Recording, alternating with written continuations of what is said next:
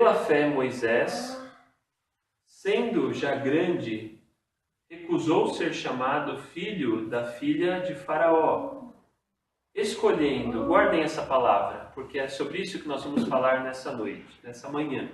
Escolhendo antes ser maltratado com o povo de Deus, do que por um pouco de tempo ter o gozo do pecado, tendo por maiores riquezas o vitupério de Cristo do que os tesouros do Egito, porque tinha em vista a recompensa.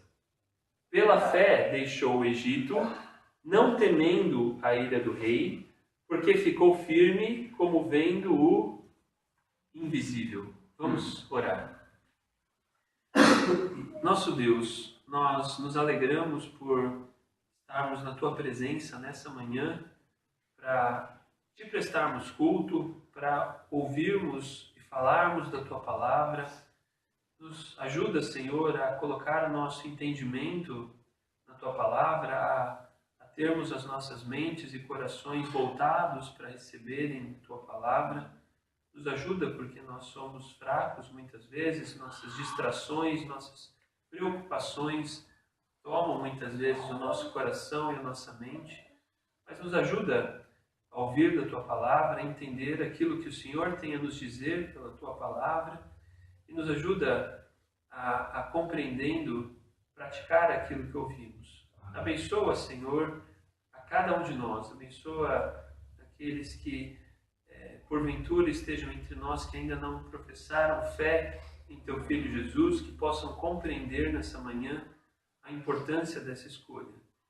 Te agradecemos e pedimos que o Senhor nos dê toda a condição de falarmos da Tua palavra. Em nome de Jesus. Amém. Aqui nós temos o tema dessa manhã, escolha. E nós vamos falar sobre a escolha das riquezas da herança dos santos. Ontem eu li um trecho, que eu vou falar de novo a respeito dele, lá em Efésios capítulo 1, que era por onde eu ia começar hoje. Eu tinha escolhido começar por Efésios capítulo 1, mas meditando um pouco mais, eu preferi começar por aqui, para que a gente fale um pouco da escolha de Moisés. Porque, como eu falei, nós vamos falar sobre escolhas que mudam a nossa vida. E quando a gente fala de escolhas, eu e vocês, nós fazemos escolhas todos os dias, não é verdade? E nós julgamos as escolhas, as decisões, as escolhas. Nós avaliamos, normalmente, as escolhas por alguns fatores. Nós avaliamos elas pelos impactos e consequências que elas causam. Não é verdade? Eu vou fazer alguma coisa e eu penso, o que aquilo pode causar? Impactos e consequências dessas escolhas. Nós consideramos por quanto tempo ela nos afetará. Uma escolha que eu faço, ela pode nos afetar por pouco ou por muito tempo. Não é verdade? As mulheres normalmente demoram mais tempo para escolher o que vão fazer com o cabelo do que os homens. Verdade? Por quê? Porque talvez seja mais importante para elas e também porque normalmente é uma coisa que vai afetar por mais tempo. Né? Dependendo do tipo de corte, se vai ter o cabelo mais longo, mais curto. Os homens normalmente a coisa é mais rápida, né? Assim, corta aí, porque se não ficar bom daqui uns 20, 30 dias, está mais ou menos igual era antes. Alguns menos. Eu já estou cada vez menos tendo essa dificuldade de escolha. E aí muitas vezes pensam, demoram tempo para escolher sobre a cor do cabelo. A Sandra, por exemplo, demora um bocado de tempo para escolher se vai mudar ou não vai mudar a cor, porque vai afetar por um tempo. Nós pensamos no quanto essas escolhas são irreversíveis. A gente pode dizer a irreversibilidade da decisão. Estou tomando uma decisão que é difícil reverter. Algumas talvez impossível de se reverter. o grau de profundidade ou afetação disso, eu falo, tá bom, algumas escolhas eu posso fazer e elas podem me afetar por muito tempo, mas honestamente não é uma afetação tão relevante. Outras podem nos afetar por muito tempo. Qual a abrangência dessa afetação? Então, nós escolhemos que roupa vamos usar e nós pensamos muitas vezes, essa decisão tem pouco impacto. Talvez uma escolha que pareça pequena, errada, possa causar muitas e graves consequências. Qual o caminho que nós vamos usar para ir ao trabalho? Aqueles que trabalham mais longe, que têm escolhas, agora a gente tem o Waze, né, ou o celular, ou o GPS para ajudar a escolher o caminho. Mas muitas vezes nós pensamos, ok, não é uma escolha tão importante. Depende do dia. Talvez aquele dia no seu trabalho vá fazer uma diferença grande no final, numa escolha que precisa ser feita entre funcionários. Nós escolhemos coisas que nós pensamos ser irrelevantes, do tipo, eu respondo educadamente ou rispidamente a alguém que eu nem conheço e nunca mais vou ver.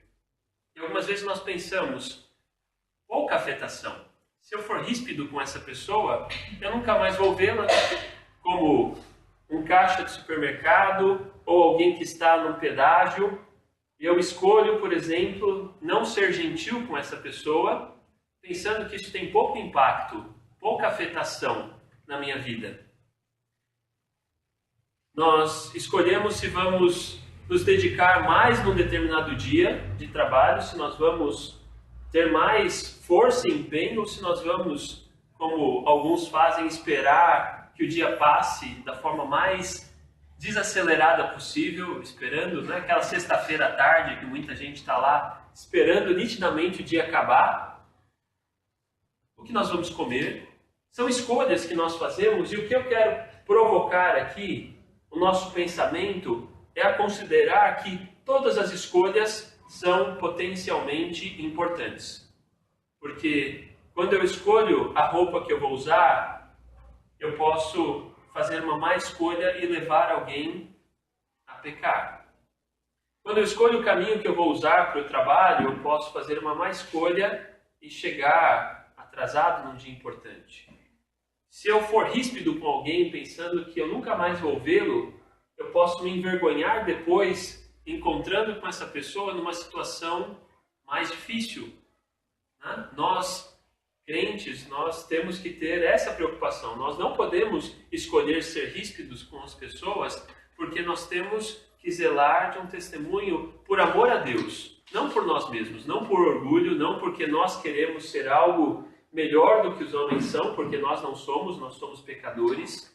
A Bíblia diz que todos os homens são pecadores, mas porque, como nós cumprimentamos, como nós tratamos as pessoas, pode nos ajudar a conversar com elas e pode nos ajudar a falar a respeito do caminho, da verdade e da vida, que é Jesus Cristo.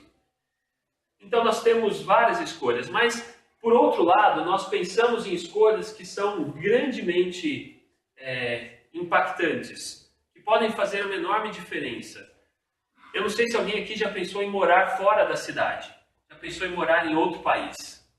Muitas pessoas nos nossos dias estão fazendo essa escolha, quando eu vou embora do Brasil.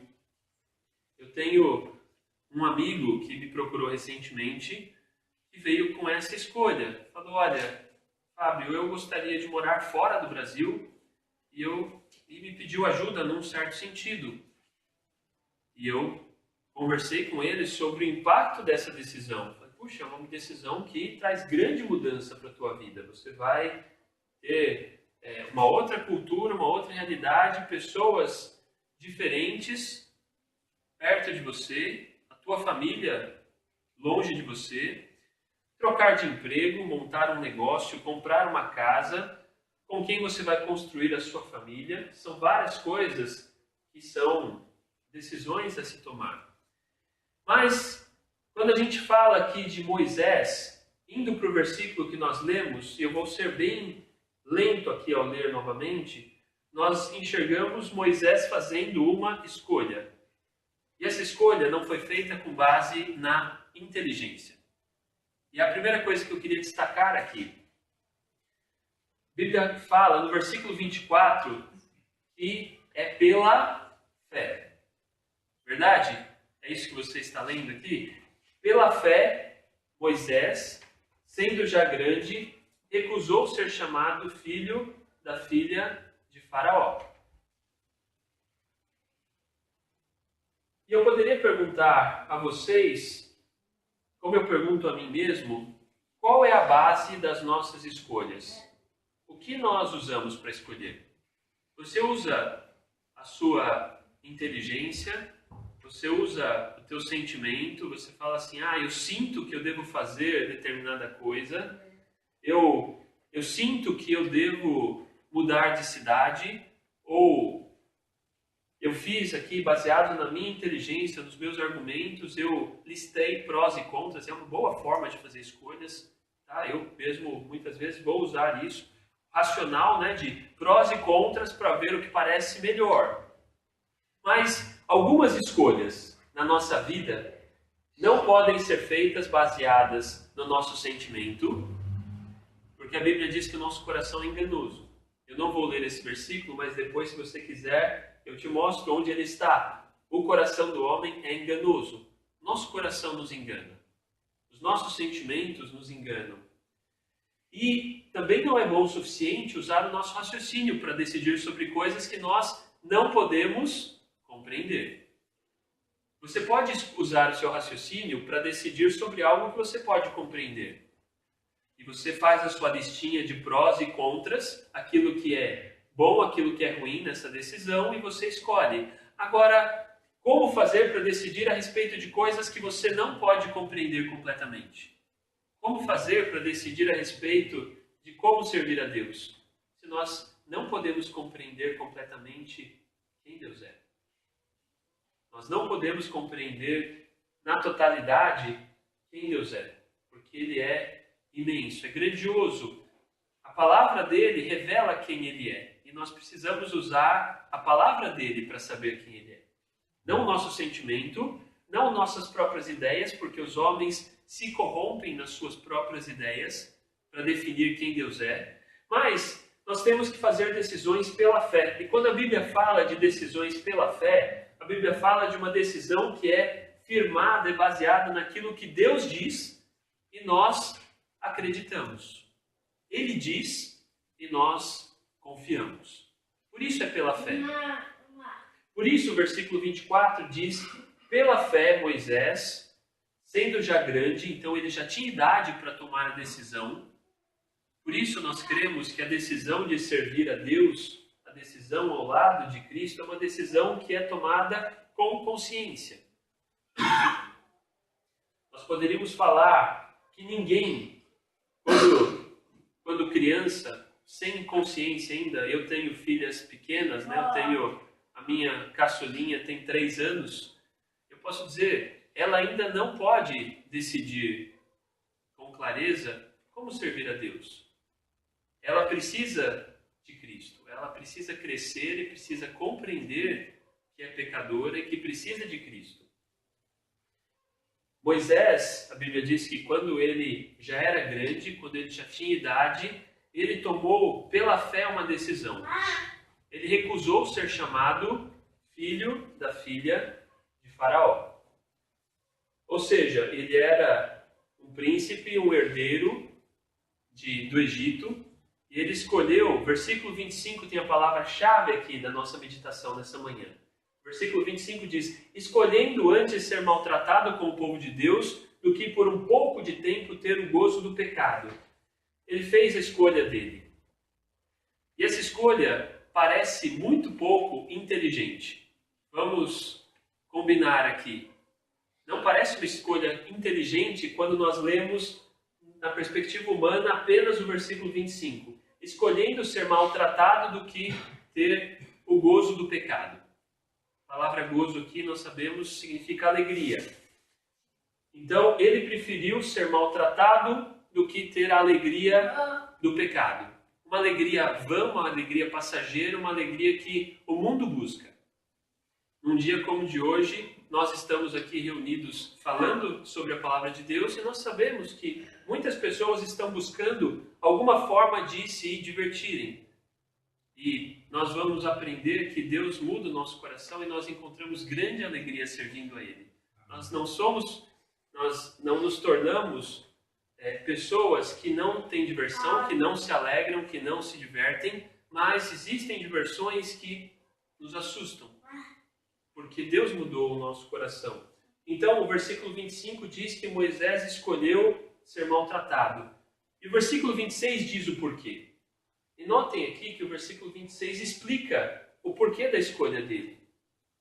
E é talvez o que nós possamos colocar como um dos temas que nós vamos falar. Tendo por maiores riquezas o vitupério de Cristo do que os tesouros do Egito.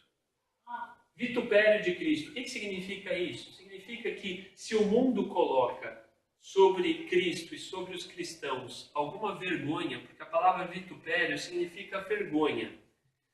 Se o mundo coloca alguma vergonha, alguma humilhação a Cristo e aos cristãos, aos seus seguidores, aqueles que de fato seguem e servem a Cristo, ele escolhia estar com esses.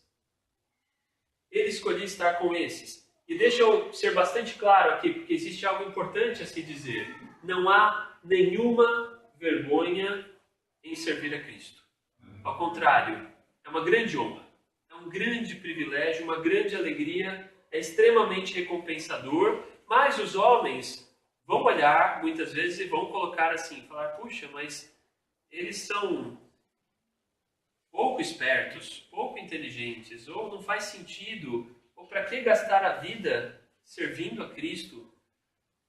É um desperdício de tempo, é um desperdício de recursos, é um desperdício de vida. Gastar o tempo servindo a Cristo. Mas Moisés fez a escolha de estar com esses. E aí a gente começa a falar do porquê. Porque tem um ponto e vírgula depois do Egito, e ele diz, porque tinha em vista a recompensa. Que recompensa é essa? O versículo 27 ainda fala, pela fé deixou o Egito, não temendo a ira do rei, então ele não teve medo dos homens. Nossa decisão de servir a Cristo não pode levar em conta a opinião dos homens. Não pode. Por quê? Porque os homens vão reprovar muitas vezes essa decisão. Você talvez vá ter na sua família ou dentre seus amigos, como eu tenho, aqueles que vão reprovar isso. Falar, olha, você não pode estar conosco porque você pensa, acredita em coisas diferentes. Ou talvez eles até queiram que nós estejamos com eles em algumas situações que nós não podemos estar. Temendo a ira do rei, ou temer a ira do rei, não foi algo que Moisés levou em conta. E o versículo continua, porque ficou firme. Nós cantamos aqui hoje, firme nas promessas.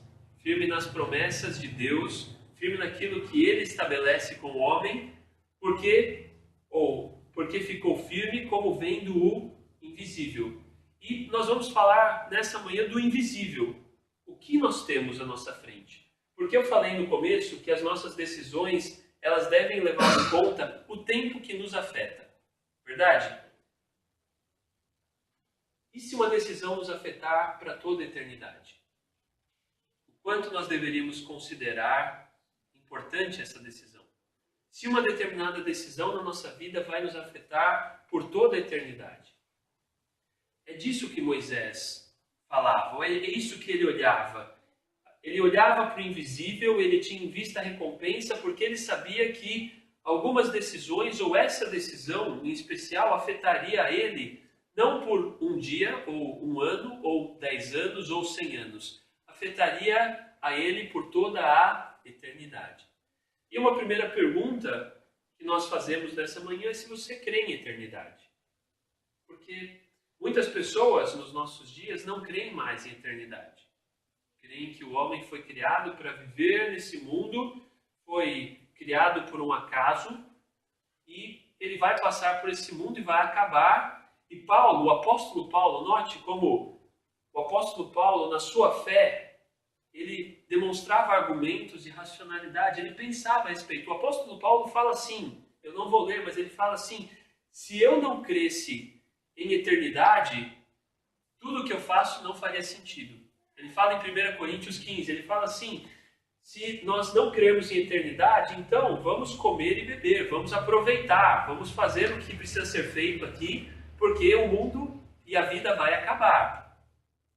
Mas ele fala, e ele gastou a vida dele pelo Evangelho porque ele cria em eternidade, como nós cremos. Tito, então na carta de Tito, agora nós vamos ler alguns versículos. No capítulo 1, versículo 2,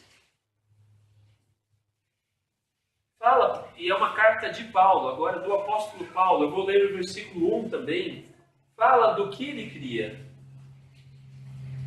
O que nós cremos? Pela fé. Notem, é pela fé. Eu posso aqui usar 1000 argumentos para tentar dizer de forma racional por que existe eternidade e por que existe Deus. Mas nós vamos ter limitações, nós vamos chegar num limite. E por isso nós temos que juntos, pela fé, olhar para o que Deus diz. Acreditar no que Ele nos diz. E Tito, capítulo 1, no versículo 1, diz assim, Paulo, é uma carta e ele está aqui se apresentando. Paulo, servo de Deus, e apóstolo de Jesus Cristo, segundo a fé dos eleitos de Deus e o conhecimento da verdade que é segundo a piedade, em esperança da... O que diz aí? Vida eterna. Em esperança da vida eterna, a qual Deus, que não pode mentir, prometeu antes dos tempos dos séculos. Existe uma promessa aqui. Existe uma promessa que foi deixada por Deus aos homens de vida eterna. E talvez você fale, eu acredito em vida eterna. Eu realmente penso que o homem vai viver a eternidade. Mas você tem que confiar no que Deus diz. Então nós vamos aqui hoje estabelecer juntos que nós precisamos olhar para o que Deus diz pela sua palavra e pela fé confiar no que Ele diz. Ele prometeu vida eterna antes dos tempos dos séculos. E o versículo 3 completa isso. Notem aqui que interessante, porque ele vai dizer, mas a seu tempo... Ou seja, Deus guardou um tempo certo para manifestar. Então diz, mas a seu tempo manifestou a sua palavra pela pregação que me foi confiada, segundo o mandamento de Deus, nosso Salvador. E aqui ele diz, eu estou aqui pregando a respeito disso, porque Deus, nosso Salvador, me mandou. E nós sabemos que o próprio Senhor Jesus Cristo, Deus Filho, apareceu para Paulo e mandou que ele pregasse. Então ele se refere aqui a Deus, nosso Senhor Jesus Cristo. Ele fala que o Senhor Jesus Cristo se manifestou, veio ao mundo e depois apareceu a ele e confiou a ele um trabalho, o trabalho de pregar o Evangelho. Então talvez você possa se perguntar, por que nós estamos aqui hoje, nessa manhã, agradecendo a Deus por um ano em que essa igreja trabalha? Porque nós estamos fazendo o que Deus mandou. Deus mandou que nós pregássemos. Deus mandou que nós trabalhássemos para que mais pessoas ouvissem a respeito das verdades de Deus. Não para que nós ganhemos alguma coisa com isso, ou fiquemos engrandecidos, ou para que tenhamos seguidores, porque tudo isso é vão e tudo isso não vem de Deus. Mas porque é mandato de Deus que os homens conheçam a respeito de Cristo, para que possam decidir, para que possam ouvir e fazer como Moisés, decidir pelo certo. Ainda em Romanos capítulo 2, e aqui nós entramos numa parte bem importante da nossa meditação, nós vamos ver que, ok, talvez você diga, Deus está dizendo que tem vida eterna e eu creio que tem vida eterna. Então está tudo certo. Eu posso caminhar como eu quiser nessa vida e no final nós vamos estar com Deus. Romanos capítulo 2 vai mostrar que não, que existem dois destinos, dois lugares. aos homens. E por isso é importante estar com Cristo. Romanos capítulo 2. A partir do versículo 4, de novo o apóstolo Paulo, falando aos homens, ele vai fazer uma pergunta aqui. Ele vai dizer assim, Romanos 2,4. Ou desprezas tu as riquezas da sua benignidade, falando a respeito de Deus, e paciência, e longanimidade, ignorando que a benignidade de Deus te leva ao arrependimento? O que esse versículo está dizendo é que Deus é paciente, porque Ele trabalha nas nossas vidas para nos levar a uma decisão, a um lugar chamado arrependimento. E por que nós precisamos de arrependimento? Talvez você possa perguntar, por que preciso de arrependimento? Porque nós somos pecadores. Porque todos nós, 100% da humanidade, somos pecadores. E nós não podemos ser salvos sem arrependimento. Então ele diz, você despreza que Deus é rico em benignidade, Ele é bom, é paciente, é longânimo, Ele trabalha na sua vida para que você chegue a um ponto de arrependimento. As coisas que acontecem na sua vida, você pode pensar que você tem, como nós temos, como todos têm, muitas lutas, muitas dificuldades, tristezas. Temos alegrias, temos tristezas, temos dificuldades, temos problemas. E Deus está, na sua paciência, trabalhando na nossa vida, colocando pessoas que nos falem a respeito de Cristo, colocando pessoas que possam dividir conosco a palavra dele, e ele tem o propósito de nos levar ao arrependimento. Ele fez isso comigo, faz isso com cada um que chega a Cristo. Ele tem paciência, porque nós somos pecadores. A Bíblia diz que nós irritamos Deus todo dia com os nossos pecados. Todos os dias nós irritamos a Deus. E ele tem paciência. Mas o versículo 5 vai dizer, note aqui, ele vai dizer que existem dois destinos para o homem depois de partir dessa vida. Ele fala que os homens resistem, porque diz assim, versículo 5, mas, segundo a tua dureza. Então Paulo está sendo duro aqui, ele está falando para nós de uma forma dura.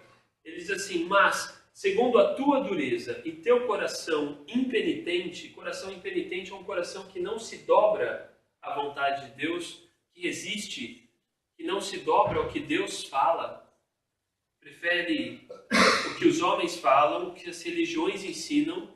E nós não estamos aqui nessa manhã dizendo que você precisa ser religioso, porque a Bíblia não ensina nenhum homem a ser religioso. A Bíblia ensina os homens a irem a Cristo.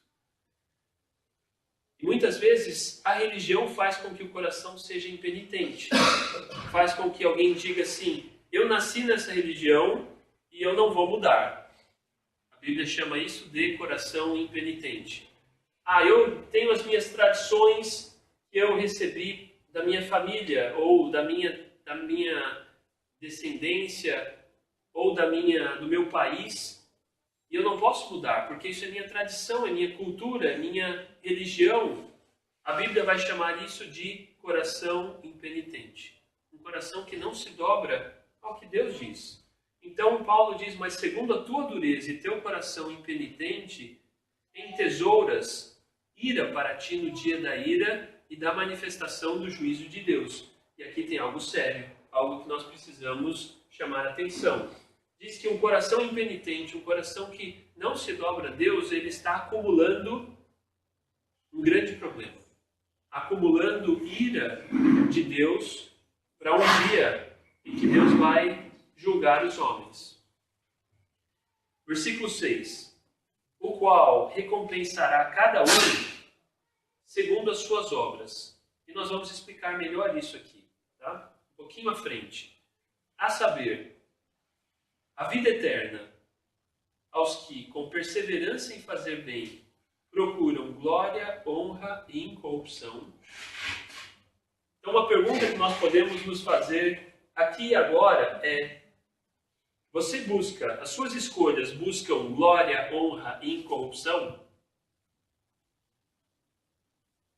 Não precisa responder em voz alta, mas responda para você mesmo. Suas escolhas têm buscado glória, honra e incorrupção? Glória de Deus, a honra de Deus, aquilo que agrada a Deus, não tem corrupção.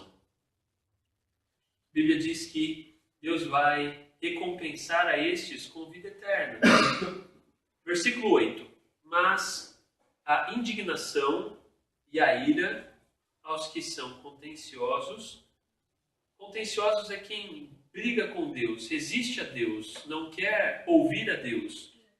Desobedientes à verdade e obedientes à iniquidade. Tribulação e angústia sobre toda a alma do homem que faz o mal, primeiramente do judeu e também do grego. Glória, porém, e honra e paz a qualquer que pratica o bem, primeiramente ao judeu e também ao grego, porque para com Deus não há acepção de pessoas. Então notem aqui, o que esse trecho está explicando, Paulo está dizendo é que Deus tem preparado um reino eterno para aqueles que buscam glória, honra e incorrupção, e tem preparado castigo eterno para aqueles que são desobedientes à verdade. Isso muitos vão chamar, né, eu tenho amigos que vão dizer, isso é lavagem cerebral. Então, é fazer com que os homens tenham medo e sirvam a Deus por medo. Não, isso é realidade. Isso é realidade e nós vamos entender um pouco melhor isso aqui. Mas uma primeira grande verdade que nós temos é que Deus não faz acepção de pessoas. Deus não escolhe as pessoas como os homens escolhem, por sua raça, ou por sua condição social, ou por aquilo que eles aparentam ser. Deus não faz acepção de pessoas. Mas aí, muitas pessoas vão pegar esse trecho e dizer assim, então, o que eu preciso fazer é ser um bom homem, uma boa mulher, preciso ser um bom marido, uma boa esposa, uma boa mãe, um bom trabalhador, preciso fazer coisas boas e eu vou ser salvo, porque é isso que Romanos 2 está dizendo. E a resposta é não, não é isso. Eu desafio qualquer pessoa, né, no bom sentido, eu quero dizer assim, leia todo o trecho de Romanos capítulo 1 até Romanos capítulo 3, são 3 páginas da sua Bíblia. Você não precisa de mais do que isso para entender que Deus não ensina que o homem tem que ser bom, porque o homem não pode ser bom. O versículo 13, eu vou ler mais 2 versículos aqui que vão explicar isso. Acompanhem comigo aqui, importante esse raciocínio. Então, a Bíblia está dizendo, olha, quem busca em corrupção tem a promessa da vida eterna, mas indignação e ira aos que são desobedientes à verdade. Versículo 13 vai nos dizer, porque os que ouvem a lei não são justos diante de Deus, mas os que praticam a lei hão de ser justificados. O que ele está dizendo aqui é, não adianta você saber o que é certo. Você precisa fazer o que é certo.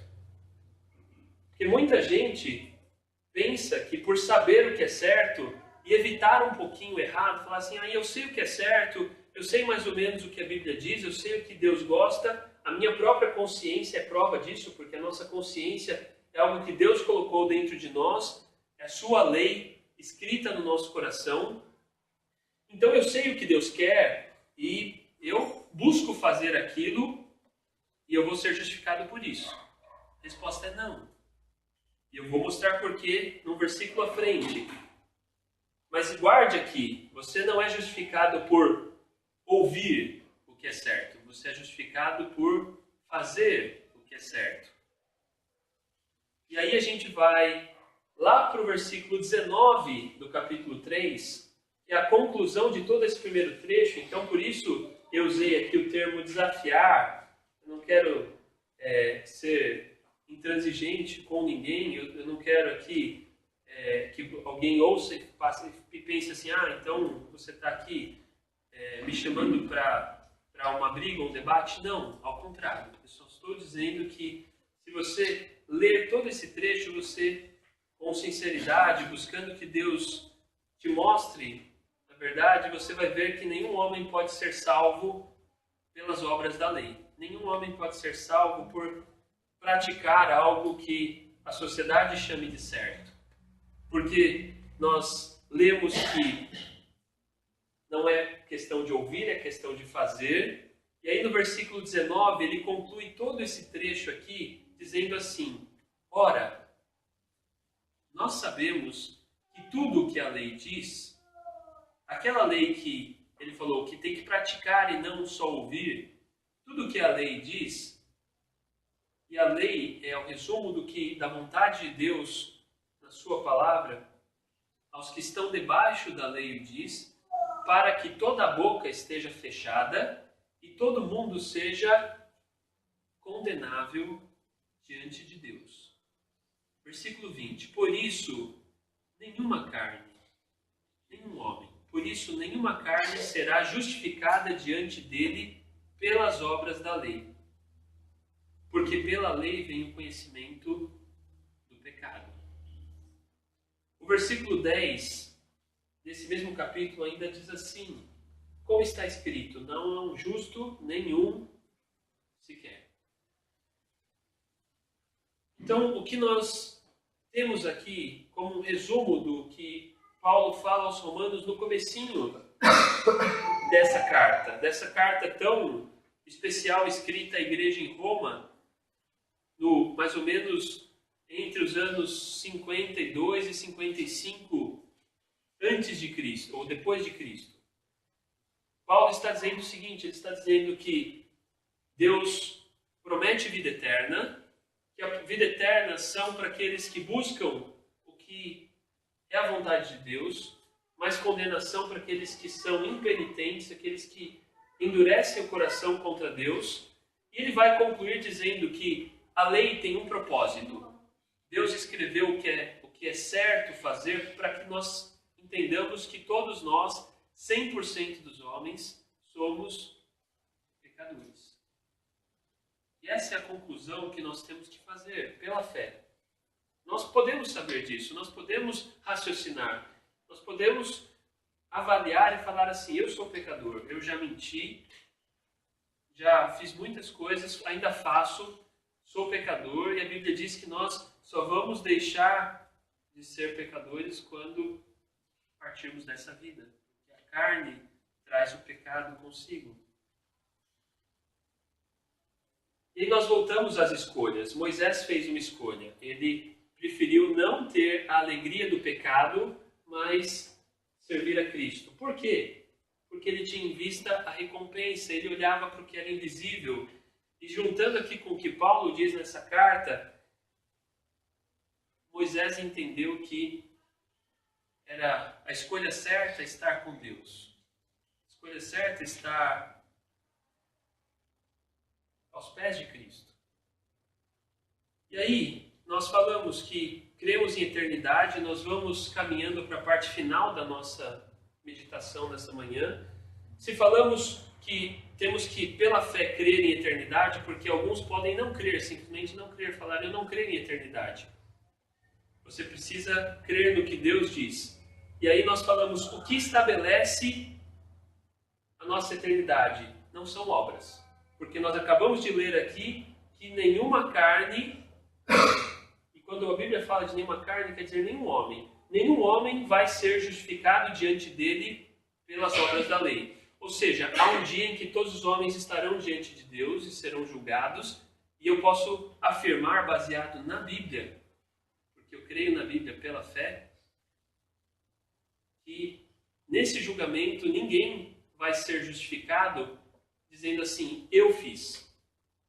Não vai sair da nossa boca um eu fiz. Senhor, eu fiz isso, eu fiz aquilo, eu fui um bom pai, criei meus filhos, sendo homens honestos, mulheres honestas. Nenhum homem vai ser justificado diante de Deus por uma frase que comece com eu fiz ou eu sou. Porque porque isso significaria ser justificado pelas obras da lei. Mas então, a pergunta que vem é: para que existe a lei? A resposta está aqui, para que nós entendamos que somos pecadores. Mas então, como podemos ser justificados? O próprio trecho aqui de Romanos, capítulo 3, continua explicando. No versículo 21.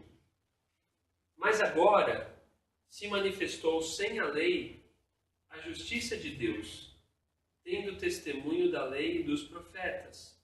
Isto é, a justiça de Deus pela fé. Notem que sempre que nós falamos de salvação, vem pela fé. Porque nós depositamos a nossa confiança, a nossa esperança, o nosso coração no que Cristo fez. Isto é, a justiça de Deus pela fé em Jesus Cristo. Em mais ninguém. É mais uma coisa que eu preciso dizer nessa manhã. Que não podemos ser salvos por fé em qualquer outro que não seja o Senhor Jesus Cristo. Não há nas Escrituras nenhum espaço para que alguém tenha fé em outro mediador que não seja o nosso Senhor Jesus Cristo. Por isso o versículo 22 diz: isto é, a justiça de Deus pela fé em Jesus Cristo para todos e sobre todos os que creem. Porque não há diferença, ele não faz acepção de pessoas. O versículo 23 conclui: porque todos pecaram e destituídos estão da glória de Deus. Uma verdade bíblica fundamental: todos os homens, em todas as épocas e de todas as nações, estão inclusos nesse versículo 23, que é bem curtinho. Você pode guardar com você. Porque todos pecaram e destituídos estão da glória de Deus. Não importa se é um homem religioso ou se é um homem que não é religioso. Não importa, inclusive, se é um líder de uma religião. Não importa. Todos pecaram e destituídos estão da glória de Deus. E o versículo 24 diz, então, qual é a resposta? Sendo justificados gratuitamente pela sua graça, pela redenção que há em Cristo Jesus. E de novo aqui, nós não temos outro Salvador, outro mediador. Não há outro por quem a Bíblia proponha que o homem possa ser salvo. Nós somos justificados gratuitamente. Gratuitamente significa que tira da nossa boca a frase que começa com eu sou, ou eu fui, ou eu fiz. Não somos nós. Não é o que eu fiz que pode me salvar. O que eu fiz vai me condenar. O que eu fiz só vai me condenar. Mas o que Cristo fez pode me salvar. O que Cristo fez é poderoso para nos salvar e salvar todos os que creem. Moisés fez uma escolha. Moisés escolheu não ter a alegria do pecado para seguir a Cristo. E nós temos essa escolha. Sendo justificados gratuitamente pela sua graça, pela redenção que há em Cristo Jesus. E Cristo Jesus é o Salvador, porque o versículo 25 explica por que só Ele. Por que só Cristo? Ao qual, falando de Cristo, versículo 25, ao qual Deus propôs para propiciação pela fé, de novo a fé aqui, ao qual Deus propôs pela propiciação pela fé. Eu sei que a palavra propiciação não é algo que nós entendamos fácil. Propiciação significa um sacrifício com sangue pelo pecado. Significa que Cristo precisava morrer. Cristo veio para morrer. Nós estamos próximos de uma festa chamada Páscoa, que foi pelas tradições e pelas misturas de tradições misturada.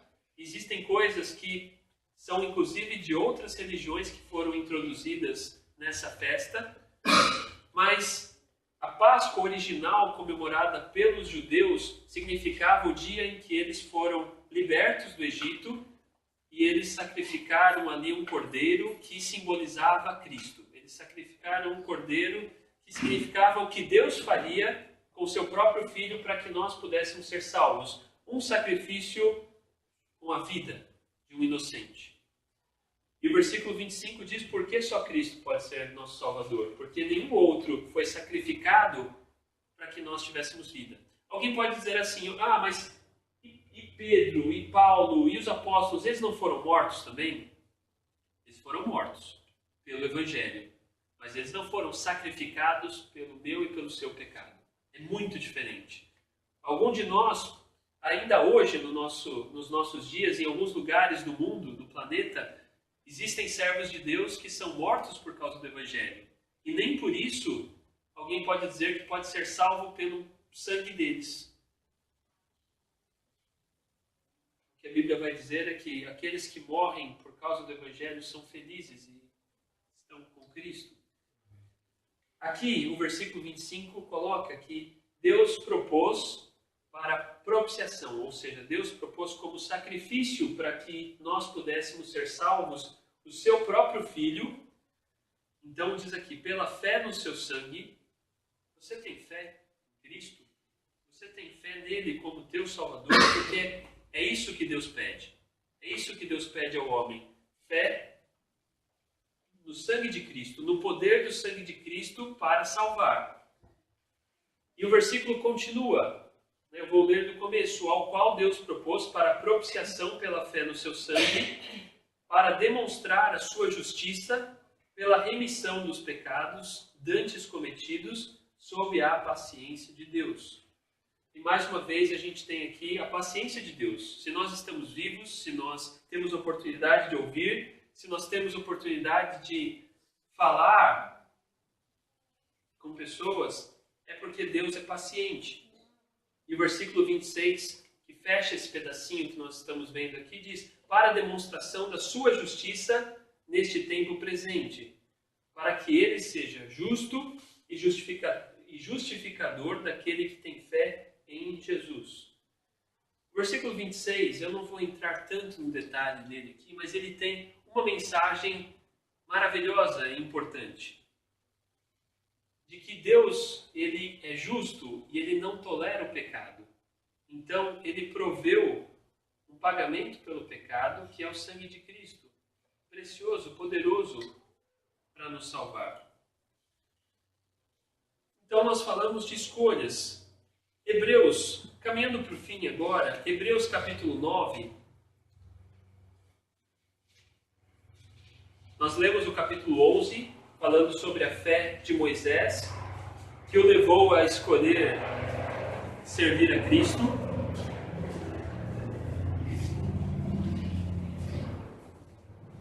E caminhando para o fim, nós vamos lá para Hebreus capítulo 9,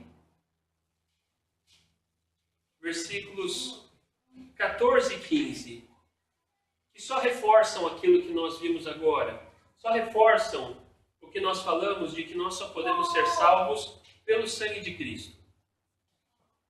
Hebreus 9, 14 diz assim para nós: quanto mais o sangue de Cristo, que pelo Espírito Eterno se ofereceu a si mesmo, imaculado a Deus, purificará as vossas consciências das obras mortas para servirdes ao Deus vivo. E por isso tem uma palavra importante aqui. Por isso é mediador. Mediador é alguém que se coloca no meio de duas partes que estão em guerra ou que estão com problemas. Isso é um mediador. A Bíblia diz que o homem está em inimizade com Deus, porque nós nascemos rebeldes e somos rebeldes a Deus. Então o homem está em inimizade contra Deus. E por isso nós precisamos de um mediador, precisamos de alguém que faça a reconciliação.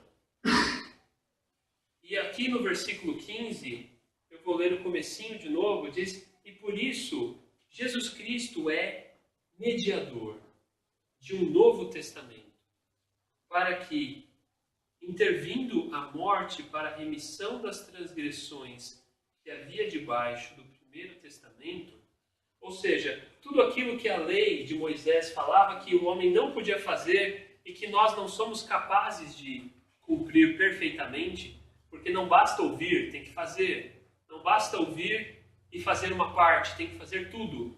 Isso faz com que todos os homens sejam colocados no mesmo saco. Pecadores perdidos.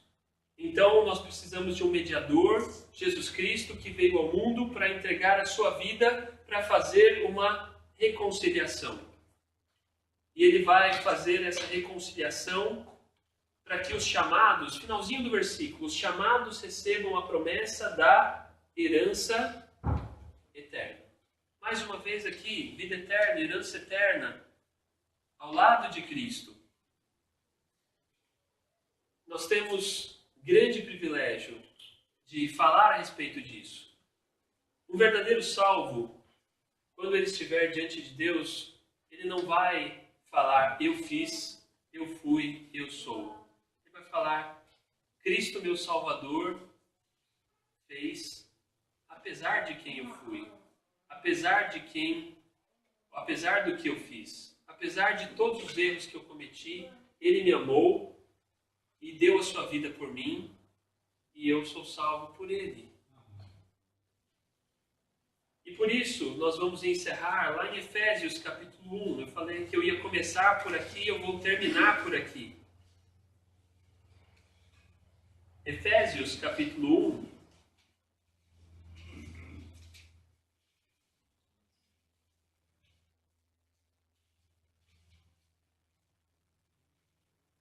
Mais uma carta de Paulo, a mais uma igreja, falando mais a respeito, ou instruindo eles mais a respeito da fé em Jesus Cristo, e do como nós devemos pregar que só podemos ser salvos por Cristo.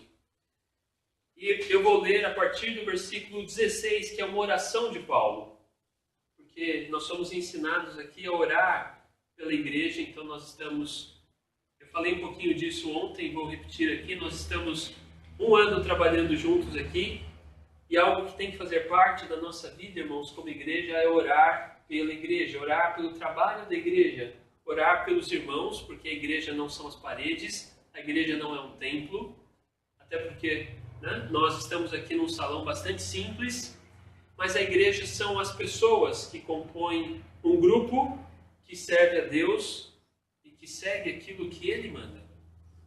E o versículo 16 diz assim, não cesso de dar graças a Deus por vós, lembrando-me de vós nas minhas orações, para que o Deus de nosso Senhor Jesus Cristo, o Pai da glória, vos dê em seu conhecimento o espírito de sabedoria e de revelação.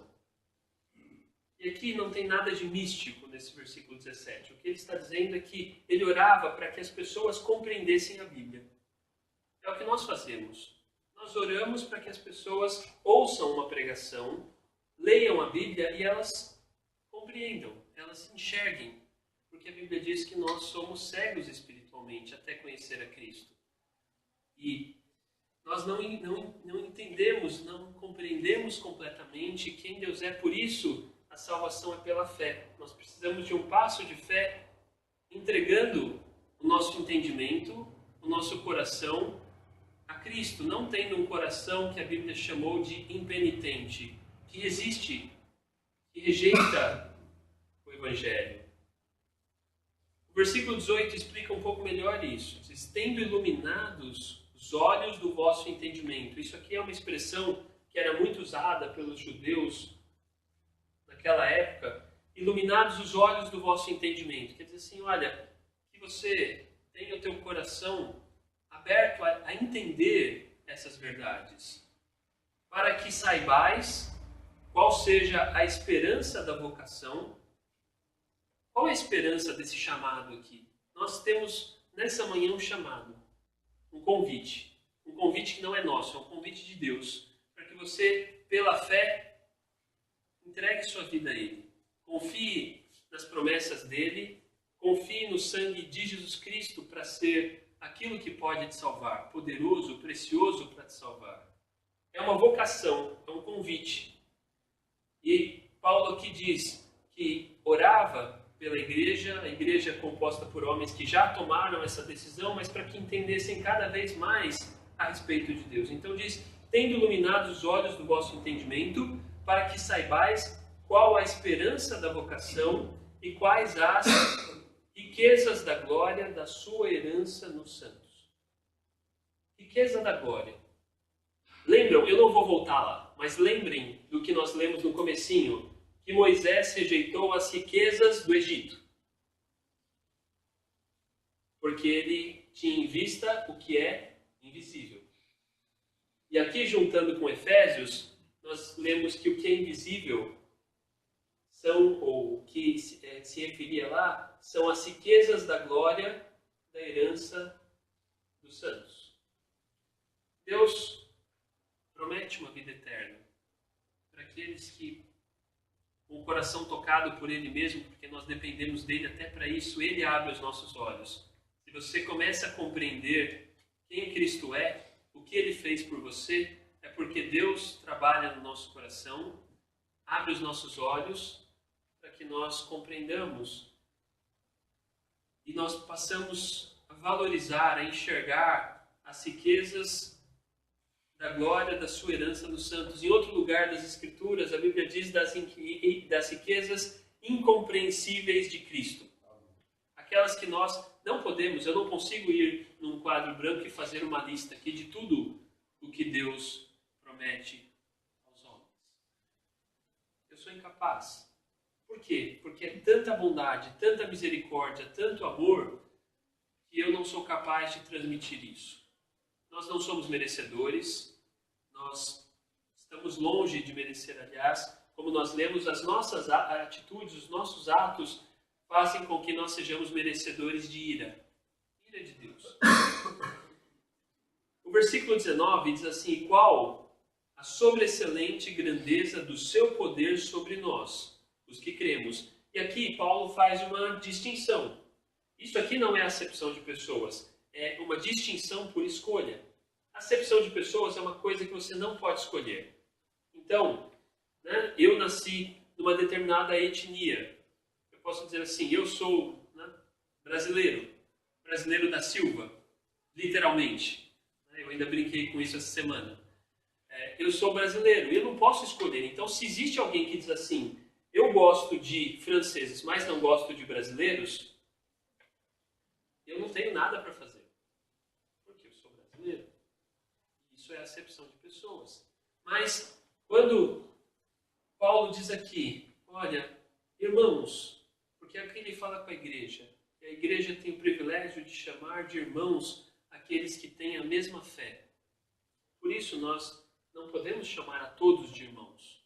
A Bíblia não ensina isso. A Bíblia não ensina que todos os homens são filhos de Deus. A Bíblia não ensina isso. Mas somos filhos por adoção, quando pela fé em Cristo e só nele entregamos nossa vida a Deus. E ele fala aqui aos irmãos no versículo 19, e qual a sobreexcelente grandeza do seu poder sobre nós. Então nossa vida está nas mãos de Deus. Nossa vida, nosso futuro, tudo aquilo que está reservado está nas mãos de Deus.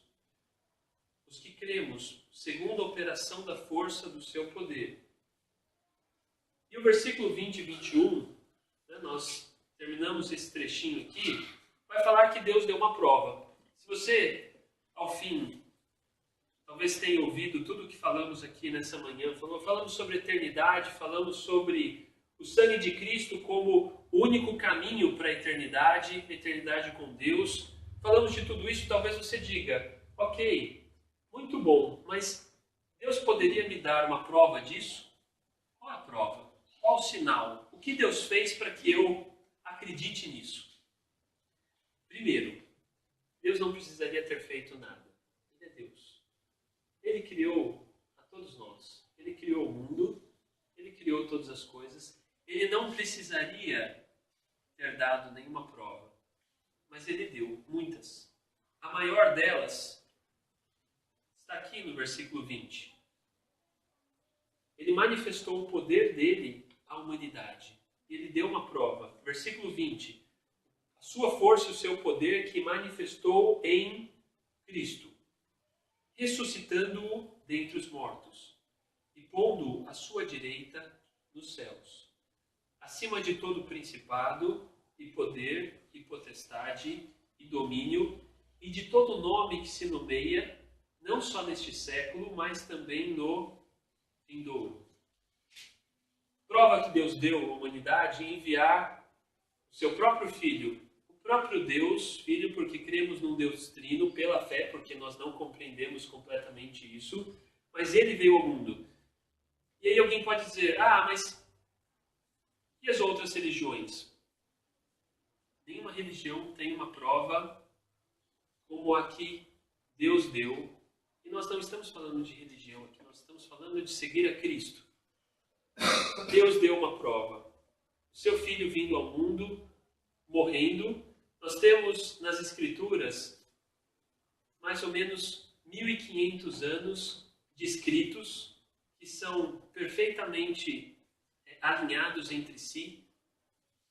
Nenhum outro ensino, nenhuma outra filosofia tem isso. Normalmente é baseada em um homem que viveu numa época, que escreveu um livro e as pessoas passaram a seguir aquilo. O verdadeiro cristianismo, e eu vou colocar aqui a palavra verdadeiro, porque é importante nós frisarmos isso, porque o mundo que se diz cristão, infelizmente, tem um coração impenitente e não se dobra à vontade de Deus, na sua grande maioria. Mas o verdadeiro cristianismo, a palavra cristianismo significa seguidores de Cristo, seguidores da sua vontade, aqueles que fazem o que Deus pede. O que Deus pede é fé. Deus pede fé dos homens naquilo que Ele diz. Deus pede que você confie exclusivamente no sacrifício de Cristo para ser salvo. Ele tem uma prova que nenhum outro ensino, nenhuma outra filosofia tem. O próprio Deus, vindo ao mundo, profetizado milhares de anos antes pelas Escrituras, e vindo e cumprindo tudo aquilo que foi profetizado. Então seria o roteiro mais extraordinário que alguém poderia escrever. Se isso fosse manipulação humana, seria o roteiro mais extraordinário que alguém poderia escrever, que alguém, 1.500 anos, começou a escrever uma história e depois outros foram escrevendo, e quando chegou 1.500 anos depois, alguém cumpriu exatamente tudo aquilo, enganou toda a nação com sinais e milagres e poder, e foi enterrado e depois apareceu vivo e foi testemunhado por muitos homens, e daí isso foi pregado por mais 2.000 anos, e aqui estamos. Seria a história mais extraordinária que alguém poderia compor. Ainda assim, alguns vão rejeitar e vão falar exatamente como eu falei aqui. Não, mas foi uma grande manipulação. Por isso é pela fé. Por isso eu não quero convencer ninguém, porque eu não tenho essa condição, nem essa capacidade de convencer alguém por argumentos. Mas mostrar que Deus pede fé. E Ele deu provas do que Ele diz. Como? Enviando a Cristo e ressuscitando-o dentre os mortos. A maior prova da fé cristã. A ressurreição de Cristo. Algo que não pode ser explicado nem suportado pela ciência.